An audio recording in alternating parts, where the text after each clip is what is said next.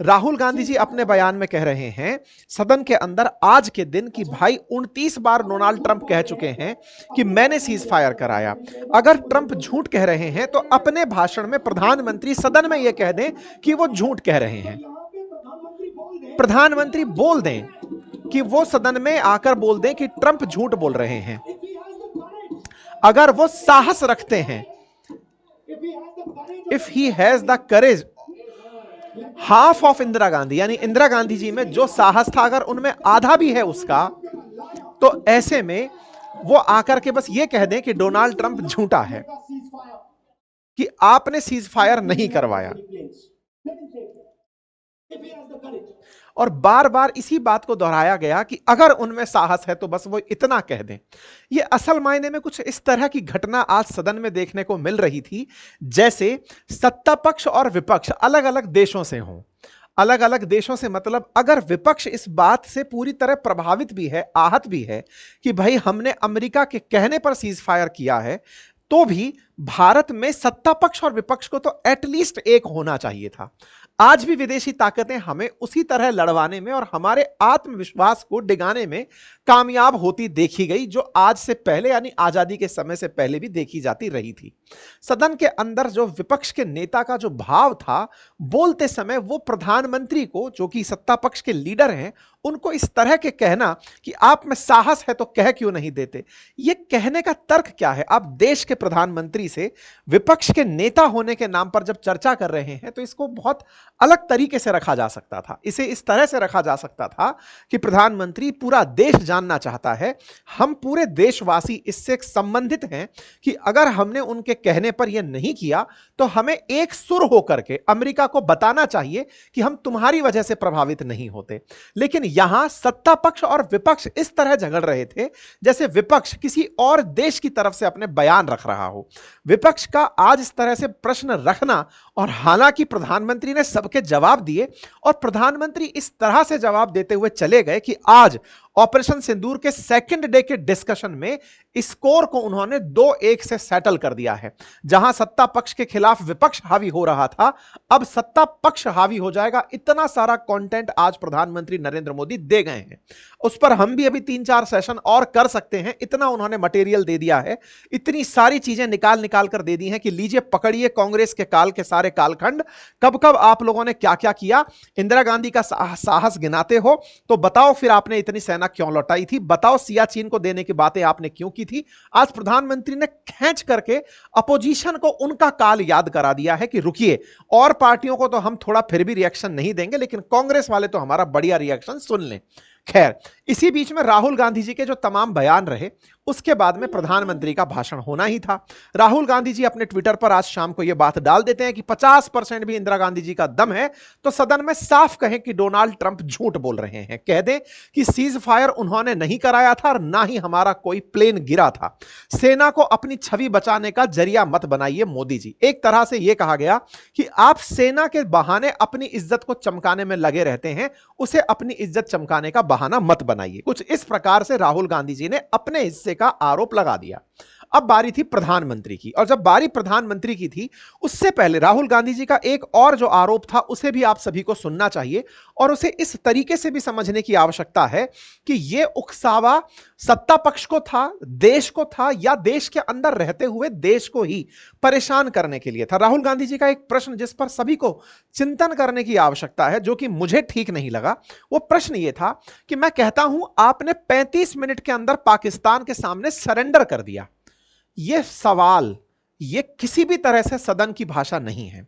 राहुल गांधी जी ने जो शब्द यूज किया कि देश ने पाकिस्तान के सामने सरेंडर कर दिया, यह वो सवाल है जिस तरह से राहुल गांधी जी अपने भाषण में बोलते आ रहे थे कि नरेंद्र सरेंडर, यह जो शब्द था नरेंद्र सरेंडर, क्या हम पाकिस्तान की तारीफ कर रहे हैं कि पाकिस्तान के सामने हम सरेंडर कर गए हैं? यह विचारणीय तथ्य है मित्रों। Rahul Gandhi ji leader of opposition है, जनता ने उन्हें भी चुना है, अपोजिशन का वो प्रतिनिधित्व करते हैं, लेकिन वो ये बात हमेशा याद रखें कि आप देश के लिए हैं, देश के खिलाफ नहीं हैं। पाकिस्तान के सामने सरेंडर करने वाली जो आप लाइन यूज कर रहे हैं, 35 मिनट में सरेंडर कर दिया, आपको क्या पता था कि सरेंडर किया है? आपसे एक सवाल बेसिक था कि यहां 35 मिनट में ही हुआ यह था कि राजनाथ सिंह जी ने अपनी तरफ से बयान करते हुए यह कहा था कि हमने रात को 1:35 पर ही पाकिस्तान को यह बता दिया था कि हमने आपके आतंकी ठिकानों पर हमला किया है। यह नॉन एस्केलेटरी है, अब कोई एस्केलेशन नहीं होना चाहिए। अगर आपको विषय वस्तु ध्यान नहीं है तो मैं आप सभी को ध्यान भी दिला देता हूं, पूरी कहानी मैं आपको याद दिला देता हूं। आप सभी को मालूम है कि 22 अप्रैल को आतंकी हमला होता है और उस आतंकी हमले के बाद में हमें उस पर रिएक्शन देना होता है। 6 तारीख की रात और 7 तारीख की दरमियानी सुबह भारत की तरफ से एक्शन होता है और अपने एक्शन में भारत आतंकियों के ठिकानों को निशाना बनाता है। और भारत ने पिछले समय पर किया है, चाहे सर्जिकल स्ट्राइक हो, बालाकोट एयर स्ट्राइक हो या फिर अब की स्ट्राइक हो, हर बार जब जब हम पाकिस्तान पर हमला करने गए हैं तो बिल्कुल प्रिसाइज और डेडिकेटेड स्थान पर हमला किए और हमला करके हम लौट आए। हमने अपने इस हमले में जब इवन 22 मिनट के लिए प्रधानमंत्री हो या विदेश मंत्री हो, उन सबने एक बात बहुत अच्छे से बोली है कि यह पूरा की पूरा कारनामा हमने 22 अप्रैल का 22 मिनट में किया था। 22 मिनट में हमला किया, उनके ठिकाने नष्ट किए और पाकिस्तान को इन्फॉर्म यह किया कि हमने आपके यहां पर आतंकी ठिकानों पर हमला किया है। लेकिन यह नॉन एस्केलेटरी है। नॉन एस्केलेटरी का मतलब है हमने आपके सैन्य ठिकानों पर या नागरिक अड्डों पर हमला नहीं किया है, आतंकियों पर हमला किया है। यह नॉन एस्केलेटरी है। मतलब आप इसको यह उकसावे की कार्रवाई मत मानना कि आपको इसका प्रतिक्रिया देना जरूरी है। अगर आप यह स्वीकार लेते हैं कि हमने आपके आतंकी ठिकानों को निशाना बनाया और आप शांत रहते हैं तो मसला यहीं समाप्त माना जाएगा। अगर आप एस्केलेशन करते हैं, एस्केलेशन का मतलब है कि आप बदला लेने आते हैं, तो फिर हम भी चुप नहीं बैठेंगे। यह भारत ने 1:35 पर पाकिस्तान को हमला करके बता दिया। इस बात पर राहुल गांधी जी का तर्क सुनिए। वो कह रहे हैं कि 35 मिनट में ही पाकिस्तान के सामने सरेंडर कर दिया। यह क्या बयान है? 35 मिनट में पाकिस्तान के सामने सरेंडर कर दिया। हमला हम कर रहे हैं, हम ही सरेंडर कर रहे हैं। यह कौन सा देश आ गया भाई? हमने आज तक यह सुना था कि महात्मा गांधी जी कहते थे अगर कोई थप्पड़ मारे तो अपना दूसरा गाल आगे कर दो ताकि लगे कि आप अहिंसा के पुजारी हो। यहां तो हम हमला करके सामने वाले को इन्फॉर्म कर रहे हैं तो भी कह रहे हो कि आप सरेंडर कर रहे हो। कौन सा कंसेप्ट चल रहा है ये? ऐसे में आप कह रहे हैं कि आपके पास लड़ने की इच्छा शक्ति नहीं थी, सरकार ने पायलट्स के हाथ पांव बांध दिए। अरे भाई, आपने तय किया था कि 22 अप्रैल के बाद आतंकियों के ऊपर क्या कार्रवाई हुई। विपक्ष लगातार सरकार से यह सवाल पूछता आ रहा था कि बताइए आपने आतंकियों पर क्या कार्रवाई की। लगातार 22 तारीख के बाद से 7 तारीख के बीच में सत्ता पक्ष से लगातार सवाल क्या कर रही है भारत सरकार, अब तक आतंकी क्यों नहीं पकड़े गए, आतंकियों को किस तरह कौन पनाह दे रहा है। इवन हद तो यह हो गई, कांग्रेस काल के ही पूर्व वित्त मंत्री पी चिदंबरम ने आज से 2 दिन पहले बयान देते हुए यह कह दिया कि इसका प्रमाण क्या है कि आतंकी पाकिस्तान से आए थे। मतलब यह तो अब कांग्रेस की तरफ से सवाल बड़ा बनता चला जा रहा है कि वो चाह क्या रहे हैं, वो किसको खुश करना चाह रहे हैं। भारत के अंदर कौन सा ऐसा व्यक्ति है जो भारत के ही ऊपर उठ रहे सवाल, देश की सुरक्षा पे उठ रहे सवालों से खुश हो रहा होगा। अपोजिशन को सत्य मायने में यह सोचने की आवश्यकता है कि आपके आरोपों में वाहवाही नहीं है, तार्किकता आपको डिबेट में नहीं जीतनी है। यहां पर देश की सुरक्षा से ज्यादा सवाल देश की सम्मान का सवाल है कि आप क्या बात कर रहे हैं। राहुल गांधी जी यहां कह रहे हैं कि अगर पीएम में इंदिरा गांधी का 50% भी दम है तो कह दे कि पाकिस्तान ने सीज फायर नहीं कराया, सिंदूर में भारत का एक भी फाइटर जेट नहीं गिरा। फाइटर जेट के मसले पर रक्षा मंत्री ने कल भी बयान में कहा था कि जब परीक्षाएं होती हैं पेंसिल टूटती हैं, हम नहीं बताना चाहते। इवन आज भी भारत के प्रधानमंत्री ने अपने बयान में कहा कि जब पाकिस्तान ने कहा कि हमने इनका यह एयरबेस गिराया है, मैं पहुंच गया वहां पर दिखाने के लिए कि लो दिखाओ क्या हुआ है। खैर, जो प्रश्न राहुल गांधी जी ने उठाए, जिस तरीके से उठाए, नरेंद्र सरेंडर करने की बात कही या 35 मिनट में आप डर गए इसलिए आपने चुप होने की बात कही, करेज की बात कही, प्रधानमंत्री ने वो करेज आज के सेशन में दिखा दिया। पहला करेज प्रधानमंत्री ने अपनी तरफ से यह कहा कि दुनिया के जितने भी देश हैं उनमें से भारत को अपनी सुरक्षा का अधिकार है, ऐसा किसी ने इनकार नहीं किया। 193 यूएन के अंदर देश हैं, उनमें से 3 देशों को छोड़ दिया जाए, पाकिस्तान, तुर्की और चाइना, उसके अलावा 190 देश भारत के साथ खड़े थे। जो यह कहता है कि भारत के साथ कौन आया, इसके रिवर्स में प्रधानमंत्री ने कहा कि किसी ने भी यह नहीं कहा कि भारत को अपनी सुरक्षा का हक नहीं है। प्रधानमंत्री ट्रंप का नाम लिए बगैर भी प्रधानमंत्री ने एक जो बयान दिया, वो बयान आज आप सबको सुनना चाहिए, क्योंकि असल मायने में राहुल गांधी जी के द्वारा उठाए गए प्रश्न का जवाब प्रधानमंत्री के अपने अंदाज में क्या है, वो मैं आपके सामने प्ले कर रहा हूं, आप उसे सुनिएगा। अध्यक्ष जी, दुनिया के किसी भी नेता ने भारत के ऑपरेशन रोकने के लिए नहीं कहा।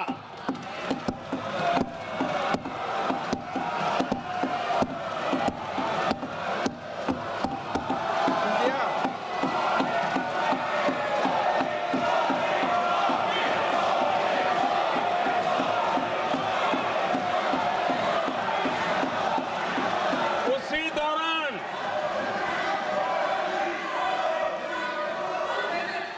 9 तारीख को रात को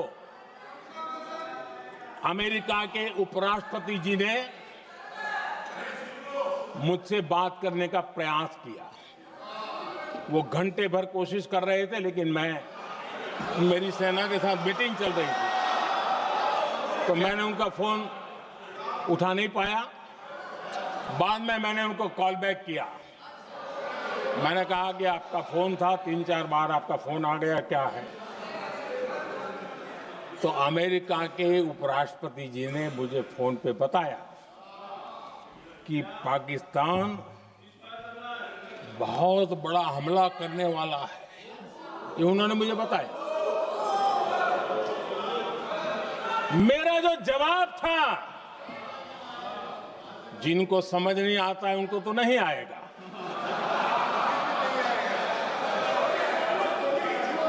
मेरा जवाब था, अगर पाकिस्तान का ये इरादा है तो उसे बहुत महंगा पड़ेगा।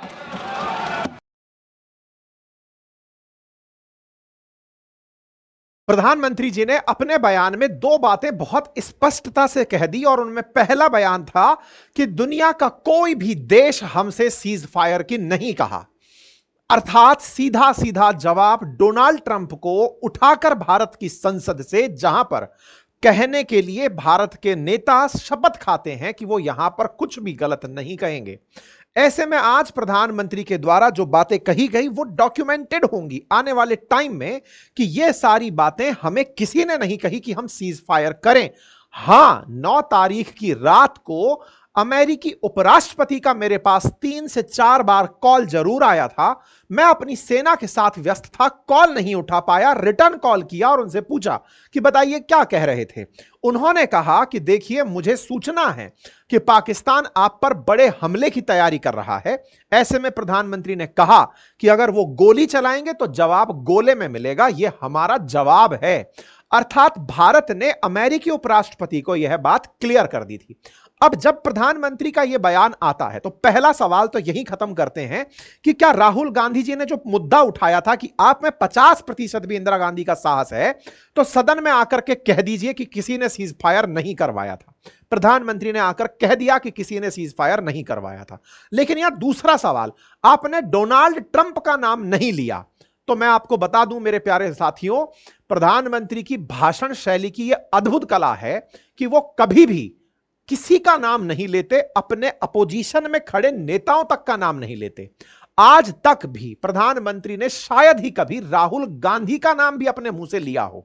सत्ता पक्ष में होते हुए भी वो विपक्ष के नेता के नाम से उन्हें संबोधित कर देते हैं, शहजादा नाम से संबोधित कर देते हैं, या फिर जो मन में आए अन्य तरीके से उन्हें संबोधित कर देते हैं, लेकिन कभी उनका नाम लेकर उनके कीवर्ड को यूट्यूब को जगह नहीं देते कि आपको सर्च इंजन से कुछ फायदा मिल जाए। और तो और प्रधानमंत्री दिल्ली में लगातार चुनाव प्रचार में रहे, आज तक अरविंद केजरीवाल का नाम नहीं लिया।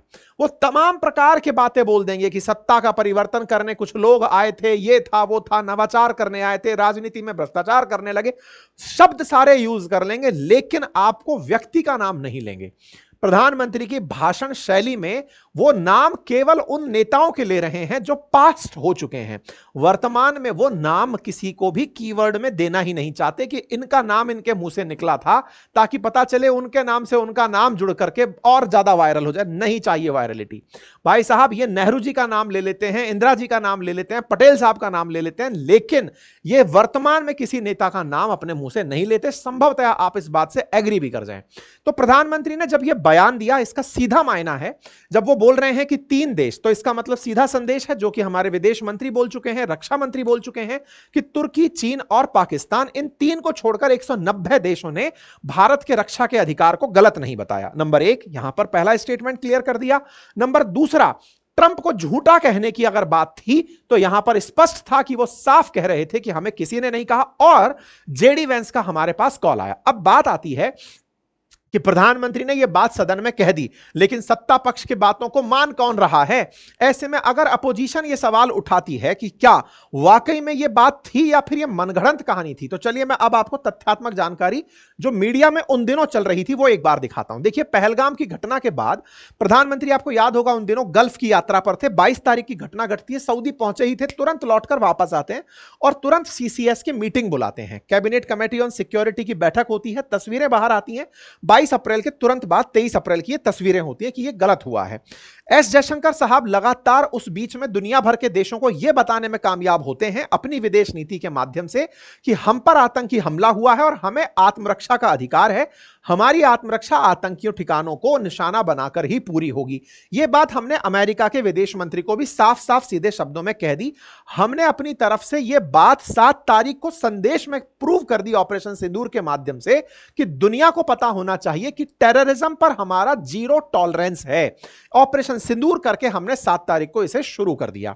यह घटना 6 तारीख की रात 7 तारीख की सुबह की दरमियानी रात की थी। उस दौरान यह घटना घटी और जब यह हुआ उस बीच में भारत के द्वारा 22 मिनट की कार्रवाई में आतंकी ठिकानों को नष्ट करके, बिल्कुल वैसे ही जैसे हमने सर्जिकल स्ट्राइक में आतंकियों के लॉन्च पैड को निशाना बनाया, बिल्कुल वैसे ही जैसे हमने बाद में बालाकोट एयर स्ट्राइक में बेसिक जो जगह थी जहां पर ट्रेनिंग कैंप थे उन्हें हमने निशाना बनाया। इस बार उनके आकाओं के यहां पर जहां पर ये सुरक्षित पल रहे थे उनको निशाना बनाया। हमने हर बार अपना डिसिसिव काम किया और करके वापस आए। बिल्कुल उसी अंदाज में हमने ये काम भी किया और कह दिया दुनिया को कि ये हुआ है। अगले दिन आप सभी इस बात के साक्षी हैं क्योंकि हमने लगातार उस दौरान आपके सामने खबरों को विश्लेषण में लिया है और मैंने बताया भी था कि सुबह जब आर्मी की कॉन्फ्रेंस होती है, प्रेस कॉन्फ्रेंस, उसमें आर्मी अपनी तरफ से यह बात क्लियर करती है कि हमने पाकिस्तान को यह कहा कि यह घटना नॉन एस्केलेटरी है, अर्थात हम इसे उकसावे के रूप में नहीं कर रहे हैं, आप भी इसे उकसावे में मत लीजिएगा। अर्थात यहां पर समझने की आवश्यकता है, राहुल गांधी जी जो देश को भ्रमित करने के लिए यह सवाल लाइन यूज कर रहे हैं कि आपने 35 मिनट में ही सरेंडर कर दिया पाकिस्तान के सामने। जी नहीं, पाकिस्तान ने हम पर गोली नहीं चलाई थी, हम चलाकर उसको इंफॉर्म किए थे कि अब सुनिए ये हम चला दिए हैं, अब इसके ऊपर से आप मत चलाइएगा, अगर आप चलाएंगे तो उसे उकसावा माना जाएगा क्योंकि हमारे यहां आतंकी नहीं है, आतंकी तुम्हारे यहां है, हम कार्रवाई कर चुके हैं, अगर अब तुम आते हो तो इसको फिर हम उकसावा मानेंगे और हम उसकी कार्रवाई ताबड़तोड़ करेंगे। यह बात हमने सुबह प्रेस कॉन्फ्रेंस के माध्यम से दुनिया को भी बता दी थी कि हम यह कर रहे हैं। ठीक है साहब। अब साहब बात आती है 7 तारीख निकलती है, पाकिस्तान तैयारियां करता है कि बदला लेना है। 8, 9, 10 ये 3 रातें ऐसी हैं जिस बीच में पाकिस्तान की तरफ से कार्रवाइयां और हमारी तरफ से कार्रवाइयां होना शुरू होती हैं। पाकिस्तान हमारे क्षेत्र को निशाना बनाते हैं, 1000 से अधिक ड्रोन और मिसाइलें भारत पर फेंकी जाती हैं। भारत का आत्मनिर्भर रक्षा तंत्र उन्हें पूरी तरह से नेस्तनाबूद करता है और उन्हें टारगेट करको मतलब उनको टारगेटेड नहीं होने देता। भारत अपनी तरफ से पाकिस्तान में नूर खान, सरगुदा इन सब जगह पर टारगेट करने लगता है। इस बीच में और क्या हो रहा होता है, इस बीच में सऊदी के जो विदेश मंत्री हैं वो भारत की यात्रा पर होते हैं, ये हमने बताया भी था। भारत उनसे वार्ता कर रहा होता है, सऊदी के विदेश मंत्री हमसे कह रहे होते हैं कि अगर आप कहें तो हम पाकिस्तान से बात कर लें, पाकिस्तान वाले कह रहे हैं कि हम आपसे बात कर लें। भारत साफ साफ कह रहा होता है कि देखिए हमारा केवल टेररिज्म के खिलाफ एक्शन था, अब चूंकि वो अपनी तरफ से इस चीज को शुरू करना चाहते हैं तो रुकेंगे तो हम भी नहीं।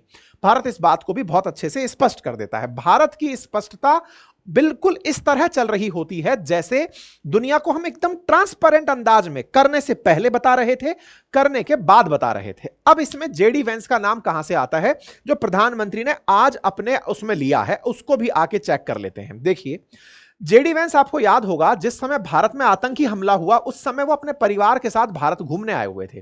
वो जयपुर आए हुए थे, उसके बाद में वो दिल्ली उनसे मिलने प्रधानमंत्री से गए हुए थे। 21 तारीख के आसपास जेडी वेंस भारत में थे। 22 तारीख को आतंकी हमला हुआ था। जेडी वेंस बीच में ही लौट भी चले गए थे।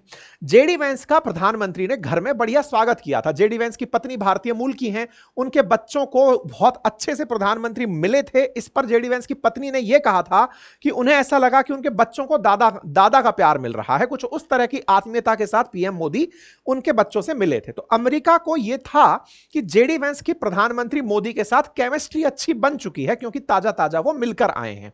ऐसे में भारत से अगर कहा जाए कि वो इसे रोके, तो जेडी वेंस के माध्यम से बात करके देखते हैं भारत से कि क्या बात होती है। अब इसको समझने की आवश्यकता है। आज 7 तारीख को जब यह घटना हुई, अमेरिका से उस समय रिएक्शन मांगा गया था। उसकी भी सारी कटिंग उपलब्ध है, जिसमें अमेरिका से पूछा गया कि भारत पाकिस्तान के बीच में यह घटना हो रही है, आप क्या करेंगे। तो उन्होंने कहा था, this is none of our business. ये मैं लाइन पढ़ाऊंगा आपको। अमेरिका बोलता है कि यह हमारा कोई मतलब मसला ही नहीं है, हम इसमें कहां इन्वॉल्व होंगे, वो दो देश हैं, आपस में निपटेंगे। 7 तारीख को जो व्यक्ति यह कह रहा है कि यह हमारा मसला नहीं है, अचानक युद्ध रुकने के बाद वो यह कहने लगता है कि हमने युद्ध रुकवा दिया। इस पूरी घटना को समझते हैं। देखिए क्या है। यह एक बार के लिए प्रधानमंत्री पर सवाल उठा दिया जाता है कि फर्जी बातें हैं, 3-4 बार कॉल आए थे, यह सब हो सकता है। प्रधानमंत्री पर विपक्ष इस तरह की चीजें उठा देता है। लेकिन CNN, अमेरिकी न्यूज एजेंसी के द्वारा 10 तारीख के दिन, 10 मई की बात बता रहा हूं, उस दिन एक रिपोर्ट जारी होती है। और वो रिपोर्ट क्या है? Vance called Indian prime minister to encourage cease fire talk after receiving alarming intelligence. JD Vance ने भारत के प्रधानमंत्री से सीज फायर के लिए कॉल किया था। 10 तारीख के दिन यह वाली बात निकलकर आई थी जेडी वेंस का। अब यह कौन सा 10 तारीख की न्यूज है?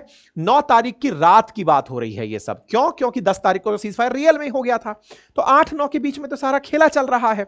जिस समय जेडी वेंस का भारत के प्रधानमंत्री से बात हुई, CNN में यह बात छपी और उसमें यह कहा गया कि ट्रंप प्रशासन की तरफ से जेडी वेंस से कहा गया कि प्रधानमंत्री से बातचीत की जाए और उन्हें वास्ता दिलाया जाए कि सर अभी थोड़े दिन पहले मैं आपसे मिलकर गया हूं। और जेडी वेंस ने भारत के प्रधानमंत्री से कहा कि पाकिस्तान बड़े हमले की तैयारी कर रहा है। पाकिस्तान हमला करने ही वाला था, यह पाकिस्तान ने स्वीकार किया है। भारत उसके हमले से पहले ही उस ही रात्रि को पाकिस्तान के उन एयर बेसेस पर हमला कर देता है जहां से उनके फाइटर जेट, नूर खान एयरबेस, वहां पर भारत हमला कर देता है जहां से वो उड़कर हम पर हमला करने वाले थे। मतलब जेडी वेंस की कही हुई बात ने तो भारत को और उकसा दिया कि लो हम तो और हमला कर दिए। अर्थात जेडी वेंस ने पाकिस्तान का संदेश हमें पहुंचाया था कि वो बड़ा हमला करने का प्लान कर रहा है। क्या हम उसके बाद रुके? जवाब था नहीं, हम उससे ज्यादा भीषण हमला करके वहां आए ताकि वो हमला करने की स्थिति में ही ना रहे। यही बात प्रधानमंत्री ने अपनी तरफ से कही है। इसका मतलब यह हुआ कि यूएस के प्रेसिडेंट, वाइस प्रेसिडेंट की जो भारत यात्रा थी, उससे भारत के प्रधानमंत्री और उनके बीच में बने जो व्यवहार थे, उस बात का वास्ता देकर के ही उन्हें यह कहा गया था कि सर वो हमला करने का प्लान कर रहा है, आपका क्या स्टैंड है? तो भारत ने अपना स्टैंड क्लियर कर दिया था और कहा जब तक पाकिस्तान आगे से इस काम को नहीं रोकता, हम नहीं रुकने वाले। और यह दुनिया गवाह है कि पाकिस्तान के डीजीएमओ का कॉल भारत के डीजीएमओ के पास आया और हमसे कहा गया कि हम सीज फायर चाहते हैं। इसके बावजूद भी अगर विपक्ष सत्ता पक्ष से यह सवाल पूछता है कि प्रधानमंत्री ने सरेंडर कर दिया, यह देश के लिए स्वीकार्य नहीं होना चाहिए। भारत का प्रधानमंत्री किसी एक पार्टी का नहीं, पूरे देश का प्रधानमंत्री है। हमारा पूरा देश अगर राष्ट्रीय सुरक्षा के नाम पर यह बात सुन रहा है कि हां भाई आपने सरेंडर कर दिया, यह कतई बर्दाश्त से परे है। राजनीति अपने स्थान पर है, राजनीति में बहुत से मुद्दे हो सकते हैं, लेकिन देश के प्रधानमंत्री को आप खुद के निहित स्वार्थ के लिए कि आपकी इज्जत इससे बढ़ेगी कि देखिए आप कितना अच्छा पॉइंट ढूंढ कर ले आए हैं, यह सस्ती लोकप्रियता है, इससे कोई फायदा नहीं हो सकता। ऐसे में प्रधानमंत्री के द्वारा अगर यह बात की गई है कि हां साहब हमने उनके सीज फायर कहने पर सीज फायर किया, डीजीएमओ का ऑफिशियल कॉल आया और हमने यह किया, तो यह अल्टीमेटली भारत को स्ट्रेंथ देता है कि हम पाकिस्तान के कहने पर सीज फायर किए। यही कारण है कि सदन में आज प्रधानमंत्री बोलते हैं कि no world leader told India to stop the war. यह ही हेडलाइन आज की हेडलाइन है साथियों। भारत के प्रधानमंत्री को किसी ने नहीं कहा कि आप युद्ध रोकिए, यह हमारा स्वविवेक था, स्वविवेक से लिया गया निर्णय था। यही कारण है कि मोदी सरकार हर मंच पर यूएस के रोल को इग्नोर करती आई है। अब असल में चूने अमेरिका के क्या काटते हैं वो भी आप जान लीजिए, क्योंकि ट्रंप को लगता है कि जो जेडी वेंस का कॉल हुआ उसके तुरंत बाद अगले दिन दोनों का सीज फायर हो गया। तो भाई सीज फायर की शर्तों में पाकिस्तान ने कॉल किया था, हम तो नॉन एस्केलेटरी ही कर रहे थे, नॉन एस्केलेटरी हम डे 1 से बोलकर चल रहे थे, वो चुप होगा हम अपने आप चुप हो जाएंगे, वो बंद हुआ हम सीज फायर को तैयार हो गए। पाकिस्तान अमेरिका के कहने पर चुप हुआ, तो ये पाकिस्तान का कॉल है, भारत का नहीं। पाकिस्तान अमेरिका के कहने पर रुका, तो ये पाकिस्तान की बात अमेरिका की बात पाकिस्तान ने मानी, हमने नहीं। हमें कोई ट्रेड डील का लालच नहीं दिया गया था। इस व्यक्ति के अंदर इस समय जो पागलपन सवार है वो इस बात का कि दुनिया इसे पीस प्रेसिडेंट माने, शांति स्थापित करने वाला, शांति का मैसेंजर माने। हो सकता है थोड़े दिन बाद ये अपने आप को कोई धार्मिक पद भी दे ले। कुछ दिनों पहले हुआ भी था, इन्होंने पोप का रूप धारण कर लिया था अपने सोशल मीडिया अकाउंट पर कि मैं ही हूं शांति का मैसेंजर। ऐसे में इनके अंदर ये चीज कि इनको लोग जान रहे हैं कि हां भाई इसकी मजाक बन रही है, तो चलो मजाक को ही सीरियस कर लेते हैं कि हां भाई मैं ही हूं शांति का स्थापना करने वाला। ऐसे में ये 6 युद्ध का क्रेडिट अब खुद से लेने लगा है। हालांकि जिसके लिए चुनाव लड़ा था रशिया यूक्रेन, उसमें इनसे बाल भी नहीं हिला है, लेकिन फिर भी चलिए अंगूर खट्टे ही सही, लेकिन हां अगर दुनिया में कहीं शांति आती है और ये जनाब उसका क्रेडिट खाने निकलते हैं तो लोग बेहतर तरीके से समझते हैं। लेकिन भारतीय होने के नाते हमें यह समझना होगा कि इनके प्रयासों से हम देशवासियों के बीच में कोई भी रिफ्ट पैदा ना हो, यह हमारी पहली प्राथमिकता होनी चाहिए। ठीक है, तो अमेरिका को आज भारत के सदन की तरफ से जो जवाब दिया गया वो मानने योग्य है, और यह इसलिए भी क्योंकि अमेरिका में जब ट्रंप का शासन था उस समय जो उनके एनएसए हुआ करते थे, उन्होंने खुद ऑन रिकॉर्ड यह कहा है कि ट्रंप की आदत है कि वो क्रेडिट हर चीज का लेना चाहते हैं। यह ऑन कैमरा इंटरव्यू उपलब्ध है, तो उसी के तहत वो ये सारे काम करते जा रहे हैं। हालांकि प्रधानमंत्री ने बहुत से मुद्दों पर और भी बातें कही, राहुल गांधी जी को संभवतः जवाब दे ही दिया गया होगा।